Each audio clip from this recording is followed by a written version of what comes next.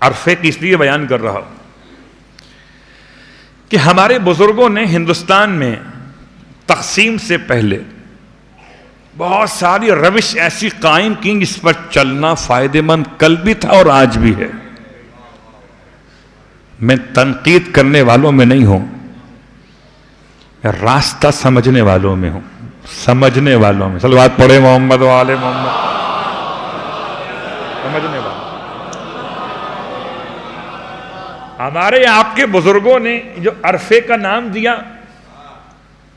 تو عرفے کا نام اس لیے ہمیں عجیب لگا کہ ہم نے وہ عرفہ سمجھا نہیں تھا.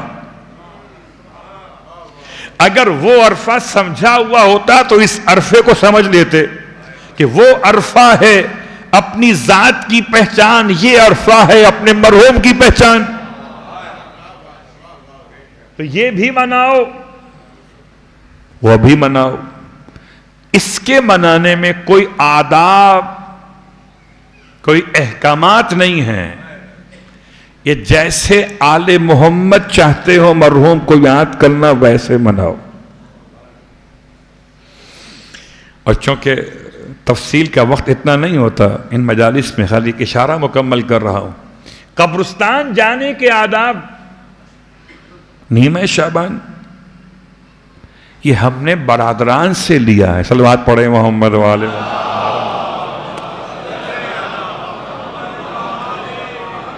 اس کا تعلق عرفے سے بھی نہیں ہے. اچھا ہمارے یہاں پھر وہ حساب کرتے ہیں جناب، وہ انتقال کے بعد پہلا عرفہ کب پڑے گا؟ انتقال کب ہوا؟ 11 شعبان کو. عرفے میں نام شامل ہوگا یا نہیں ہوگا؟ عرفہ کب کا؟ 13 شعبان کو. نام شامل ہوگا یا نہیں ہوگا؟ کون بتائے گا؟ کسی عالم کے پاس کوئی کتاب ایسی نہیں ہے. جب کتاب عالم کی نہ ہو تو اوریس سے ملتی ہے. پھر یہ گھر کی خواتین بتائیں گی، کوئی حرج نہیں. آپ ان کی بات اگر اسلام سے نہ ٹکراتی ہو کوئی حرج نہیں. کس نے منع کیا؟ لیکن اس کو مستحب سمجھ لینا، اس کو سنت سمجھ لینا، یہ غلط ہے. اگر فاتحہ میں نام لے لیا کسی بات کے مرے ہوئے مومن کا تو اس سے عرفہ باطل نہیں ہوا. یاد رکھیے گا، اصول پہچان لیجئے، پھر سب کو ساتھ لے کے چلنا تو آپ کو خوب آتا ہے. اصول پہچان لیجئے. اصول ہے کہ کوئی اپنی طرف کی بات اسلام کا حصہ نہ قرار دی جائے. اسلام کہتا ہے ایصال ثواب کرو، ایصال ثواب میں فاتحہ خوانی کرو، جب چاہو کرو، جب تمہیں یاد آ جائیں.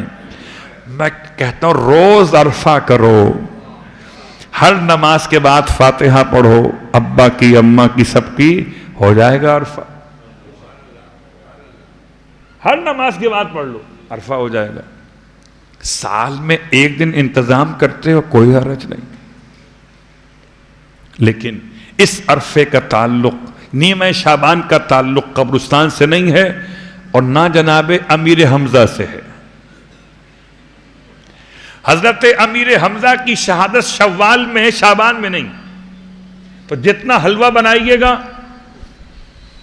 امیر حمزہ کی محبت میں، یاد رکھیے ماہ شعبان میں حلوے کا تعلق صرف امام زمانہ علیہ السلام کی آمد سے ہے.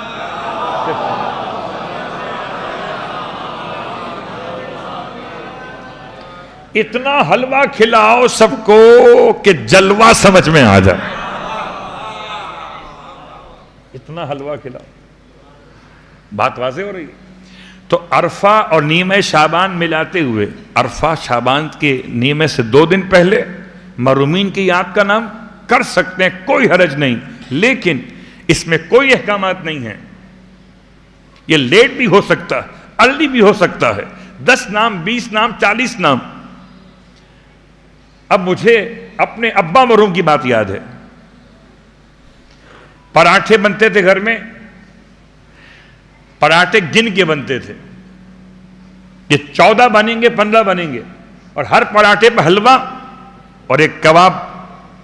اور پھر لسٹ ابا نکالتے تھے اور ٹک کرتے تھے ہم، کھڑے تھک جاتے تھے، یہ حلوہ کب کھانے کو ملے گا. آج بھی ہے، تھوڑا ایڈوانس ہو گیا ہے، صلوات پڑھے محمد وآلہ. آج بھی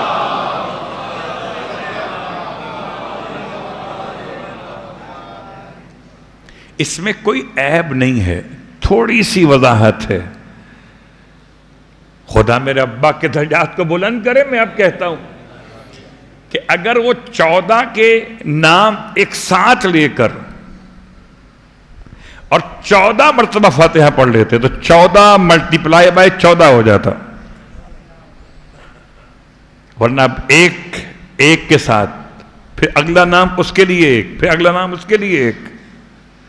تو ہم نے ایصال ثواب کو سمجھا کہ یہ جیسے تبرک بٹتا ہے ایسے خدا ایصال ثواب میں ثواب بانٹتا ہے.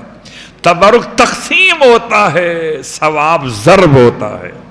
تقسیم اور ہے، ضرب اور ہے. تقسیم میں دیگ ختم ہو جاتی ہے، ضرب میں دیگ بڑھ جاتی ہے.